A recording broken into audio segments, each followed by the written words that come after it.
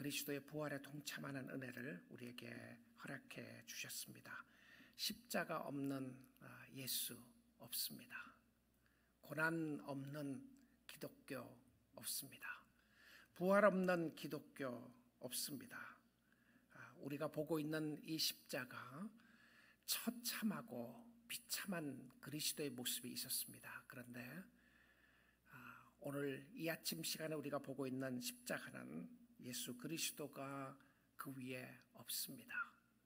그러나 우리의 마음속에 살아계십니다. 오늘 또 우리와 함께 하시고 또 오늘 또 동행하는 모습을 보게 되는데, 그리스도의 고난과 십자가 그리고 그의 죽으심과 부활, 여러분 궁극적인 하나님의 의도는 무엇이겠습니까? 하나님의 목적이 무엇이었냐는 거예요.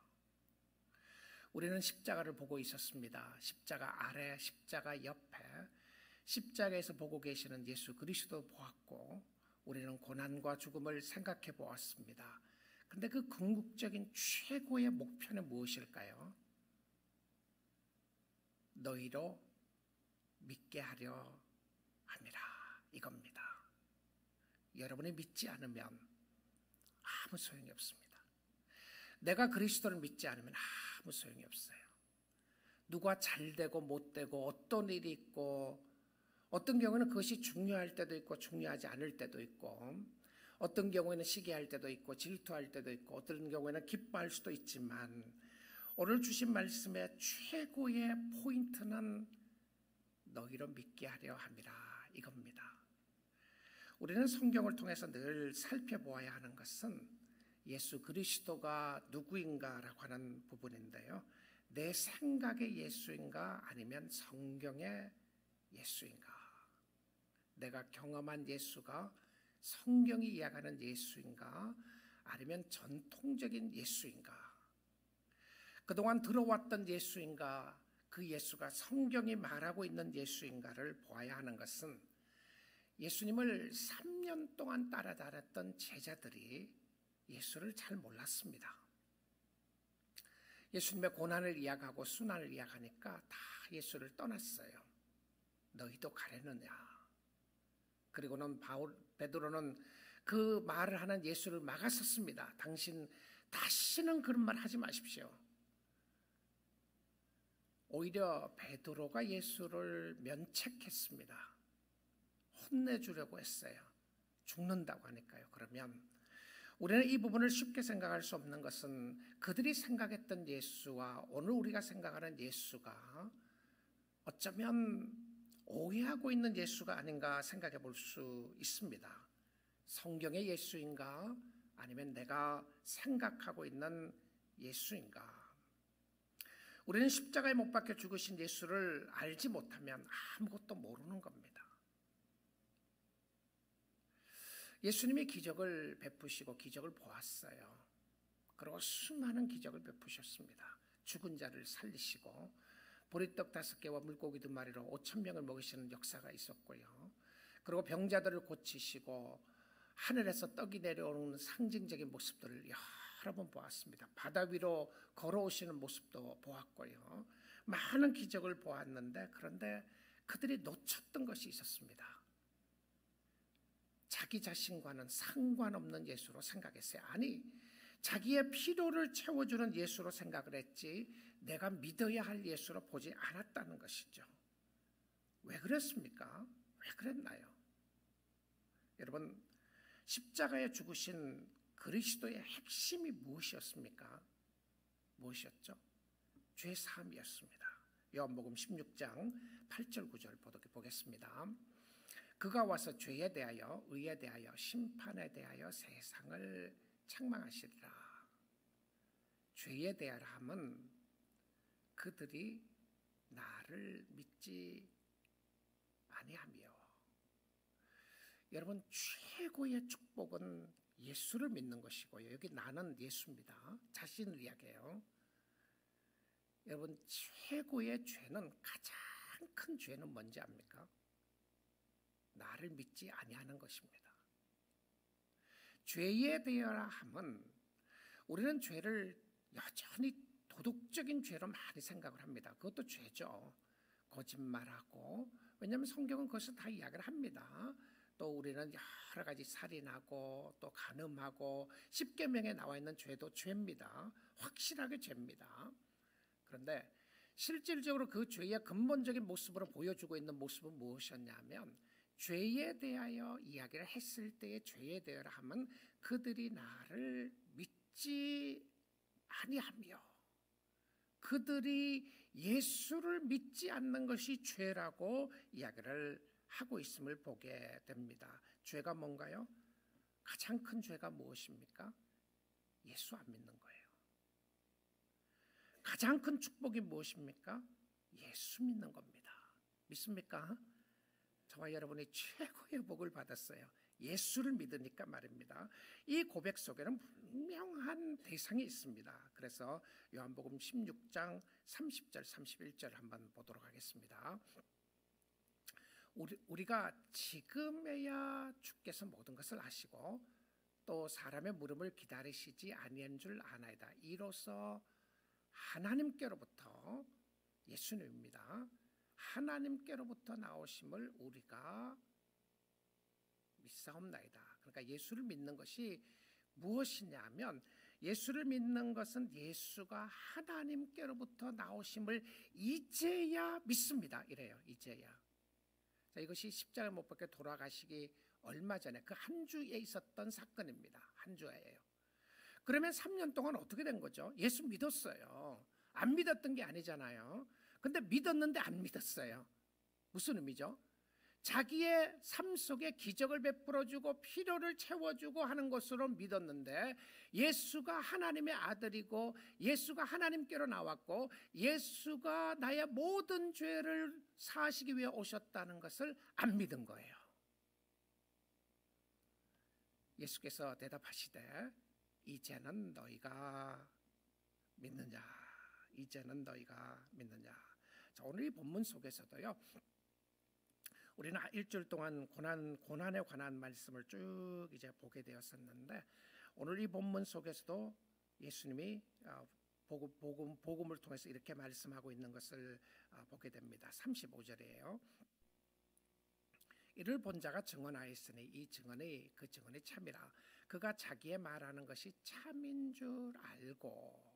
자, 증언을 통해서 그리스도의 십자가의 증언입니다. 예수가 하나님의 아들이라고 하는 증거고요, 예수님이 하나님께로부터 나왔다고 하는 증거를 하면서 너희로 믿게 하려 함이니라. 여러분, 이 말씀을 보게 되면 너희가 믿게 하기 위함이다, 이렇게 안 돼 있어요. 똑같은 거 아닌가요? 너희가 믿게 하기 위함이다, 너희로 믿게 하려 함이니라. 다른 의미입니다. 자, 뒷부분에 너희로 믿게 하기 위함이라고 하는 것은 패시브 텐스로 수동태입니다. 수동태라고 하는 의미는 누군가에 의하여 믿어지게 되었더라, 이런 표현입니다. 내가 믿은 게 아니에요. 내가 믿은 것이 아니고 어떤 역사로 말미암아 내가 믿어지게 된 거예요. 사건을 통하여 믿어지게 됐는데 너희로 믿게 하려 함이니라. 자, 무엇을 이야기합니까? 하나님이 우리에게 주신 믿음은 예수 그리스도를 바로 알고 성경의 예수를 알고 깨닫게 되고 믿게 된 것은 진리 위에 있어야 합니다. 자, 어떤 사람은 이렇게 생각을 해요. 이렇게 한번 보십시오. 우리의 감정이 있습니다. 우리의 감정이요. 근데 우리의 감정이 있고 우리의 생각이 있고 우리가 은혜 받았다고 이야기할 때도 은혜 받는 모습들이 다 있는데, 자, 그것이 진리에 근거하지 않다고 생각해 보세요. 아, 저 사람이 나를 미워해요. 저 사람이 나를 미워해서요. 근데 실질적으로 그 사람이 자신을 미워하지 않아요. 며칠 전에 어떤 분이 저에게 전화해서, 우리 교인이 아니에요, 전화해서, 이제 목사님이 저인데 전화해서 교인에 대한 이야기를 하는데요, 이제 좀 굉장히 힘들고 어려운 그 정신적인 부분에 대한 이야기를 했어요. 그래서 제가 사이카이트리스트, 그러니까 정신 심리학 의사를 만나보도록 하는 게 좋겠다 그랬는데, 이제 이분의 생각에 어떤 모습이 있냐면, 저 사람이 나를 미워한다. 저 사람이 나를 자르려고 그런다. 회사에서 나를 자르려고 그런다. 실제로 그렇지 않다는 거예요. 근데 그 사람이 그렇게 믿고 있는 거예요. 그리고 당신이 나를 미워한다. 아니면 바람났다. 이런 표현들을 써가면서요. 한다면 여러분 사실이 아닌데 나는 믿어졌어요. 근데 그런 정신 착략을 일으키는 사람들은 본인은 실질적으로 믿고 있어요. 본인에게 당신 그거 거짓말이다 안 믿는다 그러면 그 사람 뭐라고 그래요? 자기에게 느껴지고 믿어지는 거죠. 그런데 사실이 아닌 것을 믿고 있어요. 여러분 우리가 신앙생활 하다가 인생을 잃은 경우들이 있습니다. 내가 믿었어요. 나는 정말 믿었습니다. 나는 예수를 믿었어요. 아니면 예수를 안 믿었어요. 그런데 내가 예수를 믿는다고 생각하고 있었는데 보니까 아닌 거였어요. 예수는 이런 사람이다. 저 집사님은 그런 사람이다. 그런데 그 집사님 그런 사람 아니에요. 그 장로님 참 좋은 분인데 저 장로는 나쁜 사람이다. 계속 이렇게 이야기한다고 생각해 보세요. 근데 본인이 그렇게 믿고 있단 말입니다. 근데 그 본인이 믿고 있는 감정은 어떠하든지 본인의 감정인 것은 사실이지만 그러나 사실에 근거하지 않기 때문에 그 감정은 아무 소용이 없습니다. 아무 소용이 없다는 말이 무슨 말이냐면 사실에 근거하지 않는 감정은 이건 거짓된 감정이에요. 근데 자기는 느껴요. 근데 거짓이에요. 자, 오늘 이 말씀 속에서도 보게 되면 우리가 믿음이라고 하는 것은 예수 그리스도를 올바르게 고백하고 있는 그 믿음, 내가 성경의 예수를 믿고 있는 그 믿음은 성령의 역사로 말미암아 하나님이 우리에게 주신 선물입니다. 그 말은 여러분이 성경을 바로 알고 깨달음으로써 믿어지게 되는 거예요. 그런데 이 믿어지게 되는 데 있어서 반드시 필요한 요소가 성경의 말씀에 근거한 믿음을 가지셔야 여러분의 믿음이 올바른 믿음으로 설 수 있게 되는 겁니다. 왜 우리가 성경을 공부하고 성경의 말씀대로 보느냐 하면 나의 감동보다 나의 감정의 어떤 모습보다 더 중요한 것은 진실입니다. 저 사람이 정말 그런 사람인가? 예수가 정말 나를 위해서 죽으셨는가에 대한 믿음이 필요하다는 거죠. 자, 너희로 믿게 하려 함이라. 믿음의 근거는 진리에 기초합니다.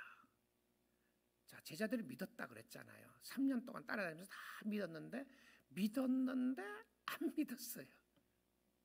믿었는데 안 믿었다. 자, 그래서 예수님께서 이 상황 속에서 모든 사건을 이 믿음의 근거를 말씀에 두었어요. 예수님도 말씀에 두었단 말입니다. 그러니까 예수님이 특별히 마지막 몇 시간, 마지막 하루 그 사건의 모든 과정 속에 지속적으로 반복되어 있었던 사건은 무엇이었냐면 성경대로 이루어지게 하기 위함이다. 이런 표현을 썼어요. 오늘 본문 말씀 가운데도요. 이 말씀을 하고 있는데 하나님의 계획과 성경을 이루기 위해서 하셨다. 이 부분이죠. 요한복음 19장 36절인데요. 이 일이 일어난 것은 그 뼈가 하나도 꺾이지 아니라 한 성경을 응하게 하려 함이라. 이 성경은 구약 성경입니다. 아시죠? 구약 성경이에요. 그러니까 구약 성경이 하나님의 말씀이에요. 성경에서 이 뼈가 꺾이지 아니하라는 것을 응하게 하기 위해서 그의 뼈를 꺾을 수가 없었습니다. 사람들은 꺾으려고 그랬어요. 왜냐하면 빨리 죽게 하기 위해서 다리를 꺾는 그런 전통이 있었답니다. 그런데 그것조차도 하나님의 뜻 가운데서 이루어지지 않은 거예요. 사람은 원했습니다. 그런데 하나님이 허락하지 않았어요. 어디에 나오는 말씀이죠? 이 말씀이요. 시편 34편 19절 20절 보겠습니다. 의인은 고난이 많으나 여호와께서 그의 모든 고난에서 건지시는데, 여기서 의인은 그리스도의 모형을 포인트해 줍니다.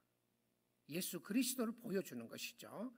메시아를 보여주시는 건데, 메시아가 당하신 의인의 고난은 많으나 여호와께서 그의 모든 고난에서 건지시는도다. 20절입니다.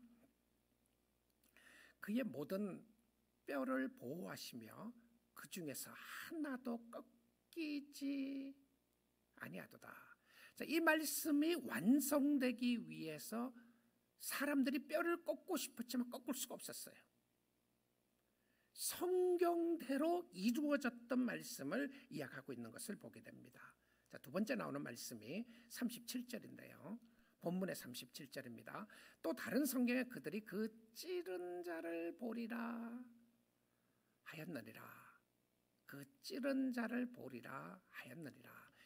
자기를 찔렀는데 그를 보게 되는 겁니다. 자, 이 말씀이 어디에서 나오는 말씀이냐면 스가랴 12장 10절입니다. 스가랴 12장 10절요. 내가 다윗의 집과 예루살렘 주민에게 은총과 간구하는 심령을 부어주리니 그들이 그 찌른 바 그를 바라보고 그를 위하여 애통하기를, 독자를 위하여 애통하듯 하며 그를 위하여 통곡하기를 장자를 위하여 통곡하듯 하리로다. 여러분, 이 그 찌른 자가 누굽니까? 예수죠. 찌른 사람들은 주위의 사람들이었습니다. 로마 병정들이었어요. 그를 바라보는 겁니다. 찔려 있는 예수를 보는 거예요. 못 박힌 예수를 보는 겁니다. 근데 그 못 박힌 예수를 보면서 어떻게 합니까? 통곡을 합니다. 못 박힌 예수를 바라보며 가슴 치며 통곡을 하는데 그 역사가 어떻게 일어난다고요? 은혜와 간구하는 심령을 부어주리니.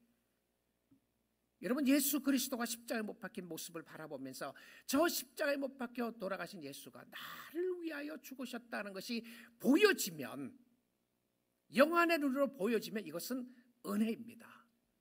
왜 그렇죠? 이렇게 됐죠? 은총과 간구하는 심령을 부어주니까 그들이 그 찌른 바 주를 바라보는 거예요. 찔려있는 예수를 바라보게 되는 것을 보게 됩니다. 여러분, 늦기 전에 예수님을 잘 만나셔야 합니다. 근데 이 예수님을 나중에 요한계시록에 갔어요. 이 모습을 또 한 번 더 설명을 하고 있어요. 그러니까 굉장히 이 성경이 중요했던 부분으로 마지막에 나오는데요. 요한계시록 1장 7절 한번 보겠습니다. 볼지어다 그가 구름을 타고 오시리라. 예수님의 승천입니다. 재림이에요. 예수님이 구름을 타고 다시 오시는 것을 보는데 각 사람의 눈이 그를 보겠고 모든 사람이 보는데, 자, 그러면 각 사람의 눈이 그를 보겠고로 끝낼 수 있어요. 여기 있어요. 근데 그 다음 단어를 보십시오. 그 다음 문장 속에 그를 찌른 자들도 볼 것이요 땅에 있는 모든 족속이 그로 말미암아 애통하리니 그러하리라. 아멘. 통곡하듯 하리로다. 자, 예수 그리스도가 다시 오시는데 각 사람이 보는 사람이 있겠고 그를 찌르는 자도 보는데 땅에 있는 모든 족속이 그로 말미암아 애곡하리니. 자, something is missing. 우리 아까 스가랴 말씀하고 요한계시록 말씀하고 조금 달라요. 어떻게 다르게 나오죠? 스가랴 말씀 가운데서는 하나님의 은총과 간구하는 심령을 부어주니까 볼 수 있게 됐어요. 근데 다시 오신 예수는, 예수님이 다시 오실 때는 지금 이 통곡하는 사람이 누구입니까? 크리스천들인가요? 크리스천들은 승천하잖아요. 휴거하고. 지금 뭐 휴거 영화에 나오는 휴거가 아닙니다. 모든 사람이 함께 같이 일어난다, 그런 표현으로 써요. 다 예수 그리스도를 만나게 되는데 그를 찌르는 자도 볼 것이다. 여기에 그를 찌른 자를 이야기합니다. 하나님이 놓치지 않았어요. 하나님을 모독하고 그리스도를 모독하고 그리스도를 믿지 않는 그 사람이 보는 거예요. 여러분 생각해 보세요. 얼마나 놀랐겠어요. 내가 그 사람 죽였어요. 그 사람은 죄가 있다고 생각하고 내가 그냥 창자국을 내서 찌르고 죽였는데 부활했다는 소문만 들었어요. 에이, 그럴 수 없지. 무슨 부활이야. 부활이 어떻게 있단 말인가. 그 소문낸 거다. 그래서 실질적으로 로마 병정들 시켜갖고 시체를 훔쳐갔다고 이야기하라고 소문냈다고 복음서에 나오잖아요. 헛소문이라고 이야기하고 퍼뜨린 거예요. 예수가 죽은 것이 아니라 누군가가 시체를 훔쳐갔기 때문에 시체를 찾을 수가 없다, 이렇게 말했단 말입니다. 그리고 그 소문이 각지에 퍼져나간 거예요. 자, 그리고 시간이 많이 지났습니다. 2000년이 지났어요. 시간이 지났는데 어느 날 예수 그리스도가 왔는데, 다시 오시는데 보니까 내가 찔렀던 그 예수가 다시 오시는데, 오시는 예수가 보니까 보통 사람이 아니었어요. 나는 그 사람이 죄라고 생각하고 죄인이라고 생각하고 찔렀는데, 그 사람 보니까 만왕의 왕이었어요. 신이셨단 말입니다. 모든 주권과 모든 권세와 모든 것을 가지고 계시는 하나님이셨단 말입니다. 왕을 찔렀어요. 여러분, 왕을 찔렀다, 이건 뭐 끝난 거 아니에요? 왕에게 말 한마디 해도요 죽잖아요. 어디다가 처형하라, 그걸로 끝납니다. 왕족 시대는 그렇죠. 왕이 모든 절대적 권위를 가지고 있어요. 우리는 왕족 시대에 살지 않아요. 우리는 민주주의 사회에 살고 있는데, 이 왕족 시대 속에서는 왕의 명령은 한마디는 모든 것을 다 담고 있습니다. 죽으라 그러면 죽는 거죠. 치라 그러면 치는 겁니다. 칠 수 없는데요? 그럼 다른 사람에게 이 사람의 목을 쳐라 이러잖아요. 내가 죽지 않기 위해서 순종해야 되는 겁니다. 그런데 이 상황 속에서 그를 찌른 자가 볼 것이다. 여러분, 하나님 살아계십니다. 예수님 살아계시고요. 부활하신 손에 못자국 난 예수 그리스도를 우리는 구주로 맞이하는 백성들이 얼마나 영광이고 축복입니까? 주님 다시 오십니다. 주님 오셔서 우리의 상황을 보시고 함께 하시는데, 너희로 믿게 하려 함이라. 자, 이 부분 마지막을 생각해 보겠습니다. 도대체 이 의미가 뭐죠? 이 의미가요, 예수의 죽음은 우연의 죽음이 아니라 약속의 죽음이었습니다. 이거 가르쳐주고 싶은 거예요. 예수의 죽음은 우연의 죽음이 아니라 말씀하신 대로 약속에 의하여 죽으셨던 약속의 죽음이었습니다. 또 우리가 이 말씀 속에 너희로 믿게 하려고 하는 것은, 우리가 주님 앞에 순종하며 나아갈 때에 우리의 삶도 신실하신 하나님께서 지키시고 보호하시고 인도하신다고 하는 하나님의 약속의 말씀입니다. 하나님이 예수를 지키셨던 것과 같이 하나님이 예수를 믿는 저와 여러분을 끝까지 지키시고 보호하시고 인도해 주실 줄 믿습니다. 그리스도의 죽음이 나를 살렸습니다. 그리스도의 십자가의 고난이 나를 살리게 되었습니다. 왜 이렇게 모든 것을 계획하시고 정리를 세우시고 또 말씀하셨습니까? 왜 성경을 그냥 한 문장으로 쓰지 왜 이렇게 길게 또 많은 분량에 쓰셨나요? 왜 그런지 압니까? 우리로 하여금 하나님을 믿게 하기 위함이었습니다. 성경은 저와 여러분을 위하여 주어진 책입니다. 우리로 하여금 하나님을 믿게 하려 함이니라. 예수님이 오시고 고난당하시고 죽임당하시고 부활하시고 승천하시고 다시 오실 주님을 우리가 기다리는 것은 다 무엇에 근거합니까? 약속에 신실하신 하나님에 근거합니다.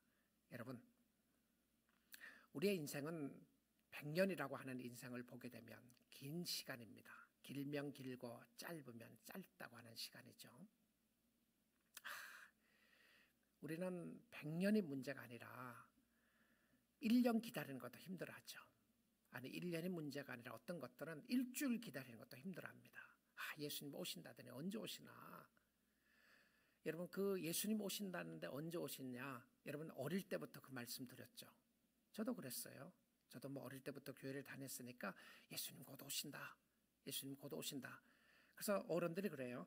예수님이 곧 오신다고 그러놓고 아직도 안 오시잖아. 안 오시는 거야. 저희 부모님 때도 그랬습니다. 예수님 곧 오신다.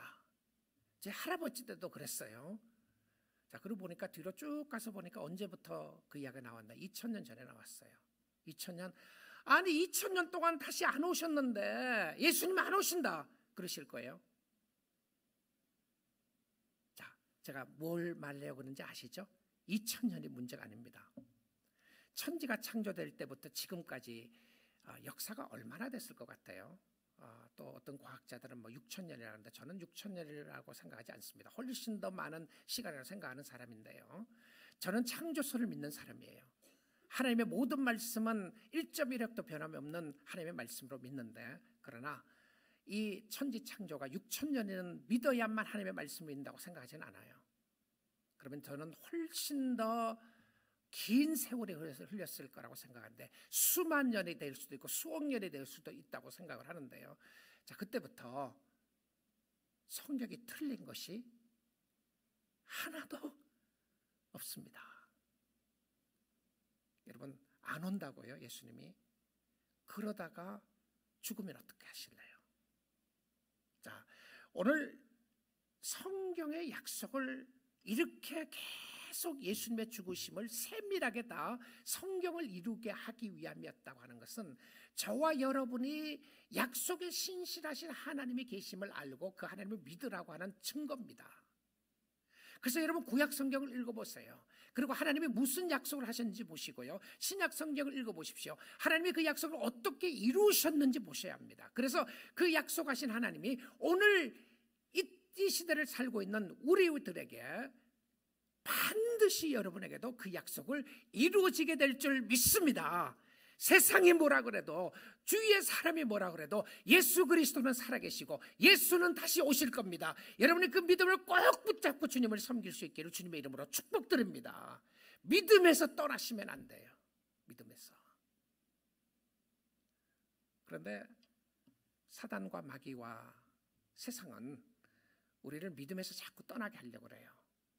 어려움도 줍니다. 너 그거 못 믿을 거다. 세상 봐라. 지금 어느 때인데, 달나라가는 세상이 아니라 뭐 어디든지 이제 여행 가려고 하는 그런 세상인데, 무슨 하나님이 2000년 전에 돌아가신 예수 그리스도를 믿느냐.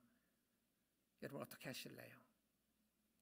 누가 뭐라 그래도 하나님을 의지하고 나가는 하나님의 백성들은 믿음으로 살고 믿음으로 승리하게 될 줄 믿습니다.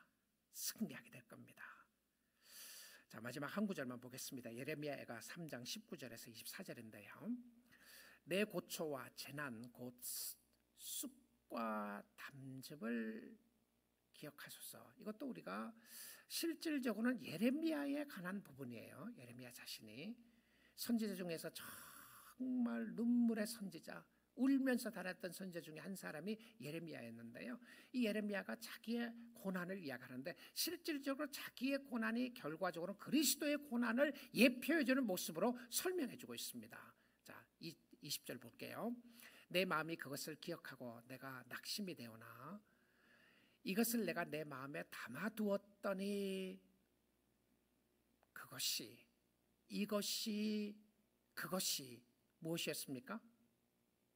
무엇이었나요? 고난이었어요. 그렇죠? 고난이었습니다. 쓴뿌리였고 아프고 힘드는 부분들이 있었어요. 이것을 내 마음에 담아두었더니 그리스도의 고난을 이야기합니다. 오히려 나의 소망이 되옵사오면, 아니 어떻게 고난이 나의 소망입니까? 여호와의 인자와 긍휼이 무궁하심으로. 답이 있습니다. 무슨 답이죠? 나는 죽을 수밖에 없고, 나는 고난당할 수밖에 없고, 나는 고통스럽고, 나는 힘들고 어려운 죄 가운데 있는데 이것을 내가 느끼게 하는 거예요. 그래서 이 죄로 말미암아 오는 아픔을 체험하고 느끼는 거 축복이 될 때가 있습니다. 무엇을 볼 때만? 오직 예수를 볼 때만. 자, 여호와의 인자와 긍휼이 무궁하심으로 죽어야 되는데 진멸되지 않는 것을 그가 느낀 거예요. 내 죄가 너무나도 큰 것을 깨닫게 되는데, 내 죄가 깨달으면 깨달을수록 하나님의 인자와 긍휼이 풍성함을 본 거예요. 하나님, 내가 죽어 마땅한데, 내가 이렇게 고난당하고 힘들어하고 어려워하는 모습이 있는데 그 상황 속에서 주의 인자와 긍휼이 너무 크심을 깨닫게 됩니다. 우리가 진멸하지 아니하니다. 23절입니다.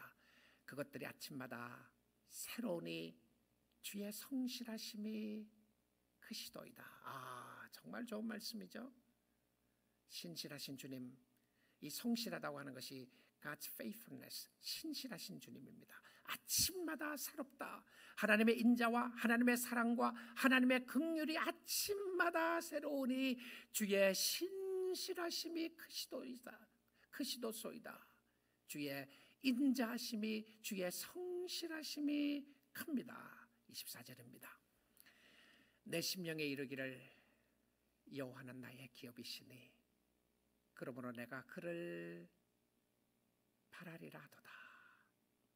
내 마음속에, 여러분의 마음속에 고백을 합니다. 여호와는 You are my portion. 여호와는 나의 기업이시니 그러므로 내가 그를 바라리다 하도다. 할렐루야입니다. 오늘 신실하신 주님 바라보시고 약속을 지키시는 하나님, 약속을 붙잡고 있는 자에게 반드시 그 약속을 지키셨고 지키실 것이고 오늘도 지켜주시는 역사가 있게 되는 줄 믿습니다. 약속은 성경에 하셨습니다. 말씀에 하셨어요. 그래서 오늘도 주님 붙잡고 주님 의지하시고요, 주님이 주시는 풍성한 역사하심을 바라보고 주를 섬기는 여러분 될 수 있기를 주님의 이름으로 축복드립니다.